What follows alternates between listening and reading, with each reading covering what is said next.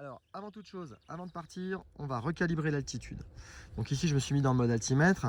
Je vois que j'ai mon altitude à 950 mètres. Or, il se trouve que je sais, c'est une rando que je fais souvent, que mon départ est de 975 mètres. Alors pourquoi j'ai un écart d'altitude? Tout simplement parce que, comme je vous l'ai expliqué, cette montre, c'est un altimètre barométrique, il n'utilise pas de GPS. Ce qui veut dire qu'en fait, si j'ai une haute pression, ce qui est le cas en ce moment, eh ben, j'ai mon altitude qui potentiellement va descendre un petit peu. Il faut savoir qu'on a environ 8 mètres de décalage pour 1 millibar de pression. Donc ici, j'ai une trentaine de mètres de décalage, ce qui n'est pas très étonnant parce qu'on a un petit phénomène anticyclonique en ce moment ici. Et donc, on doit être à 5-10 millibars au-dessus de la pression normale. Donc cette pression, elle va peu changer pendant ma course, donc ça n'aura pas d'influence finalement sur mes calculs de dénivelé ou de vitesse. Par contre, c'est important de recaler l'altimètre au départ pour bien lui redonner la bonne altitude. Pour ce faire, je vais appuyer ici sur le bouton 7 pendant 3 secondes. Je vais avoir ici le choix des unités, donc ça permet, si vous êtes dans un autre pays ou qu'à un moment donné vous souhaitez basculer en pied, d'avoir rapidement cette possibilité-là.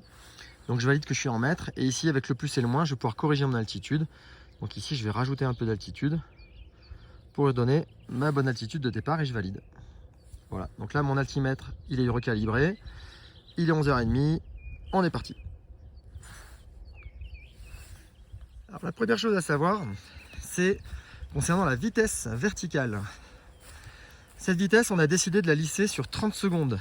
Donc ne soyez pas étonnés, dans les 30 premières secondes de randonnée, vous n'aurez pas de vitesse verticale. Et ensuite, au bout des 30 secondes, cette vitesse va commencer par s'afficher et elle vous donnera votre vitesse d'ascension. On va commencer à basculer un petit peu dans les écrans. Donc là, vous voyez que sur ce premier écran, j'ai l'altitude qui continue à monter, ma vitesse verticale en bas et mon chrono en haut. Et maintenant, avec le bouton qui est ici, bouton View, je vais pouvoir basculer dans les sous-modes. Premier sous-mode, l'écran de montée. Donc ici, on va retrouver en ligne du haut le chrono de montée, qui en fait ne se déclenche que lorsque j'ai une vitesse verticale positive. J'ai mon dénivelé, 41 mètres, qui continue à monter. Et j'ai ma vitesse moyenne de montée. Donc vitesse moyenne de montée, qui est tout simplement le dénivelé que vous avez réalisé, divisé par le temps que vous avez mis à monter.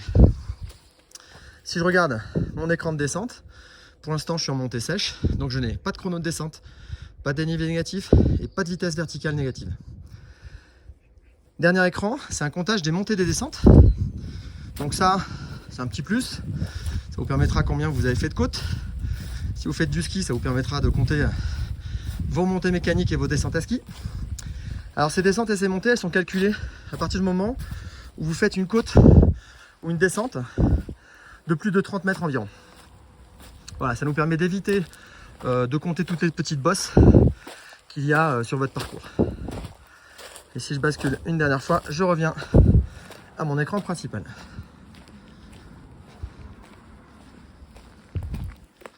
Allez, on va se mettre en descente sur ce premier tronçon de bitume. Donc je fais exprès de me mettre sur l'écran de descente. Alors là, comme je suis monté, que j'ai fait un passage à plat avec mon décalage de 30 secondes, ben pour l'instant il ne se passe pas grand chose. Et donc on va attendre un tout petit peu parce que là ça part en faux plat descendant. Et dès lors que j'aurai atteint suffisamment de pente et que la montre commencera à détecter réellement une descente, on va voir notre chrono se mettre à jour.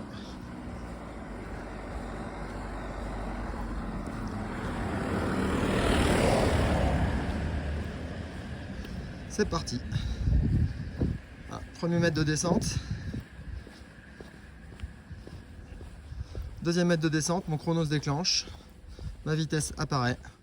Voilà, donc on continue à descendre. Là, vous voyez, j'ai atteint déjà 31 mètres de descente. Et donc là, on va pouvoir regarder ce qui se passe dans mon fichier. Et j'ai même bien ma descente qui est comptée. Donc maintenant, on va pouvoir repartir en côte.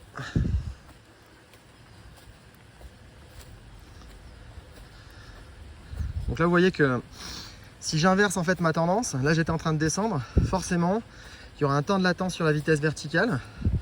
Donc là elle va d'abord, elle était à 400-500 mètres/heure de descente, réduire, puis passer à 0 pour se rétablir en valeur positive. Donc on a toujours cette petite inertie, mais qui en réalité n'est pas très grave, elle nous permet surtout en fait de lisser toutes les erreurs de capteurs et les petites bosses que vous pourriez avoir pour avoir vraiment une indication précise sur ce que vous avez réellement monté et descendu. Alors voilà, ça c'est intéressant d'arriver près d'un panneau d'information. Donc là, il y a beaucoup de choses à retenir et je pense que vous les regardez peut-être pas d'habitude. Alors on va s'y intéresser dans le détail. Première chose, c'est une borne altimétrique. Ici, en fait, on me donne l'altitude. Donc ça, c'est plutôt pratique. Ça va permettre de vérifier. Moi, je suis bien calibré sur ma montre. J'ai bien la bonne altitude. Si jamais l'altitude n'était pas bonne, vous avez toujours la possibilité de recalibrer. Même pendant l'enregistrement, ça ne va pas modifier vos valeurs de dénivelé. Voilà. Deuxième information qui est intéressante, si vous avez vu la vidéo, sinon vous irez voir sur l'heure de lever et de coucher du soleil, hein, puisqu'en fait, pour régler ce mode-là dans la montre, il faut les coordonnées. Et donc ici, vous avez les coordonnées précises du point, données en latitude, longitude.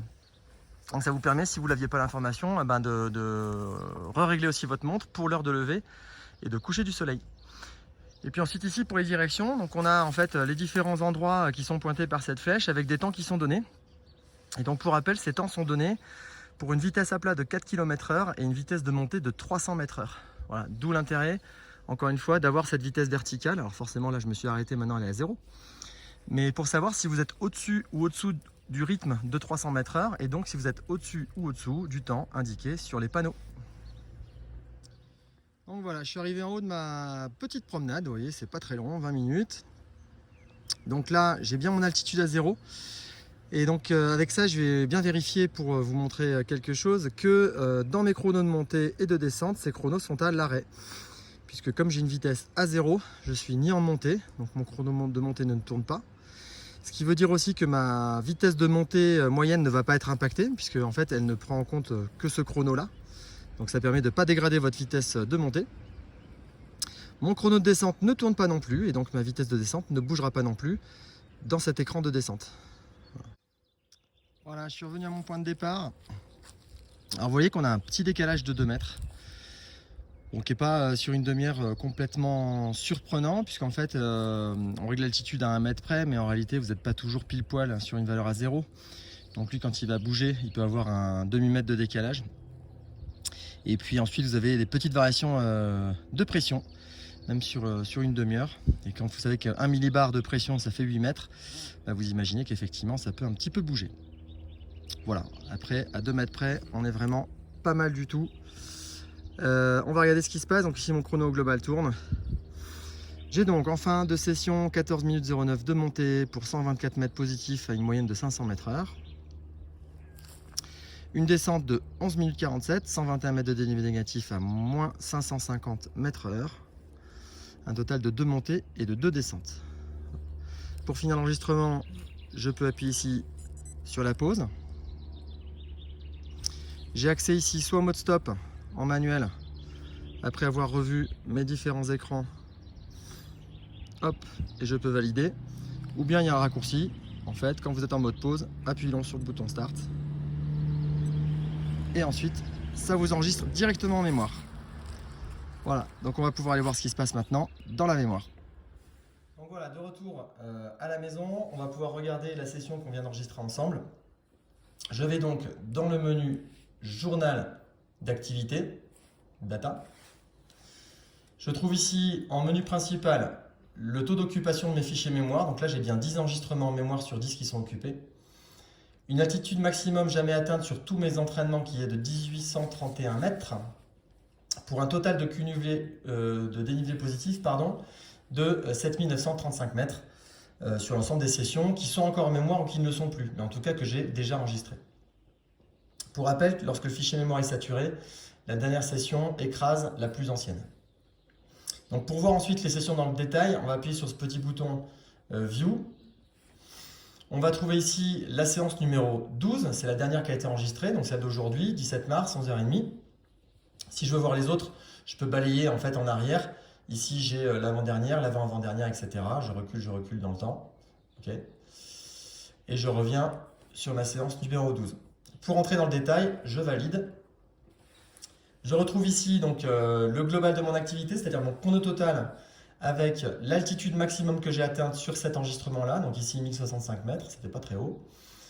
Et ici, j'ai une vitesse moyenne globale de l'activité de plus 5 mètres heure. Alors comment l'expliquer? Tout simplement parce que si vous vous souvenez bien, j'avais 2 mètres de décalage à mon arrivée entre les différences d'altitude parce que j'étais pas exactement à mon point de départ plus les petites variations météo sur une demi-heure. Et ben, ces 2 mètres rapportés sur une demi-heure, ils me donnent globalement une vitesse moyenne de plus 5 mètres heure, tout simplement. Ensuite, je vais avoir un premier écran de montée, symbolisé par la flèche de montée ici. C'est mon chrono total de montée avec ma montée totale cumulée, 124 mètres sur la somme de mes 2 montées. Et une moyenne de montée qui est en fait ce dénivelé rapporté à ce chrono de 500 mètres heure. Ensuite, j'ai un deuxième écran détaillé de montée qui va me dire combien j'ai fait de montée. Ici, j'ai bien 2 montées. La plus grande montée, la plus longue que j'ai faite, 51 mètres. Okay, et la vitesse maximum de montée que j'ai atteinte lors de cette montée. Donc ça vous permet de faire vraiment des petites analyses de performance, quel était votre meilleur taux de montée, quelle était la côte la plus longue que vous avez faite. Je vais avoir la même chose en descente, donc d'abord l'écran général de descente, chrono total de descente, dénivelé total de descente, vitesse moyenne de descente, puis en mode maximum, le nombre de descentes, la descente la plus longue, donc là je l'ai faite d'une traite, quasiment, et ensuite, mon meilleur taux de descente, ici, moins 1150 mètres heure. Voilà. Et pour finir, vous avez la possibilité, en dernier écran, d'effacer la séance si elle ne vous intéresse pas. Donc là, celle-là, je vais la garder pour l'exemple.